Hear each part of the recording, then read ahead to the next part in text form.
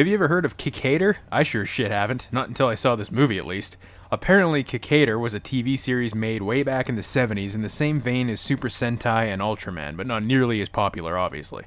But apparently it's got an anime, a manga, all kinds of stuff. Huh. So keep that in mind. I don't have any sort of nostalgic connection to this series. I'm looking at this movie solely as a movie and nothing more. So KIKAIDER tells the story of the government working on something called the ARC project, in which they want to build androids with the intention of helping humanity, but also as weaponized mass killers, because that's just what the government does. The man at the head of the project, Dr. Komyoji, doesn't like that shit and mysteriously dies, leaving behind a son and daughter. Well, it turns out that the good Dr. Komyoji put all the data he used to build one of his prototype robots on a mini SD card, and guess where he hid it? In his fucking kid. Great. Thanks, Dad. Who does that? Did you really not think someday that someone was going to come after that data? You put your son in immediate danger. What an asshole. Well, the government attempts to abduct the son and daughter to no one's surprise when suddenly a soulless boy band lead singer shows up to battle them off. This is Jiro, one of the first prototype androids built by their father. But the J-pop look is just a disguise. Jiro is actually a multicolored robot. The blue side representing good and the red side evil. Turns out that the doctor built KIKAIDER with something called a conscious circuit, which is basically free will, which seems like a bad idea to me, giving a robot a good and evil side and then just saying, hey, fuck it, you decide what you want to feel.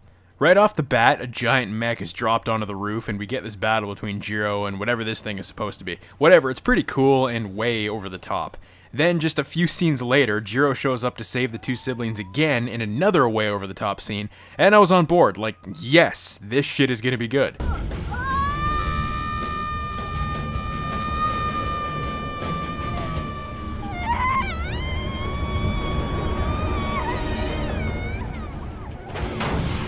And it's at this point that the movie slows down to an absolute snail crawl and basically turns into Japanese Terminator. Literally, you have a little boy without a father befriending a robot with his mother figure watching over, not trusting the robot. So, Terminator 2, basically. The main villain of the movie is called KIKAIDER, this thing that sort of looks like Mysterio from the Spider-Man universe. He looks intimidating enough, I guess, but they don't really do enough with him to make him seem like he's much of a threat.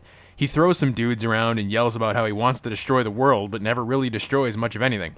I was honestly hoping there would be a scene where he went on a rampage through the city and KIKAIDER had to stop him, but nope.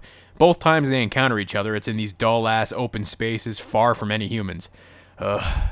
And this movie takes itself way too seriously. I mean, we're talking about a movie where a two-toned guy in a suit fights another guy in a suit with martial art fight scenes. It's impossible to take this stuff seriously, which makes less sense because from what I've heard, the original TV series is actually pretty humorous. This has none of that at all.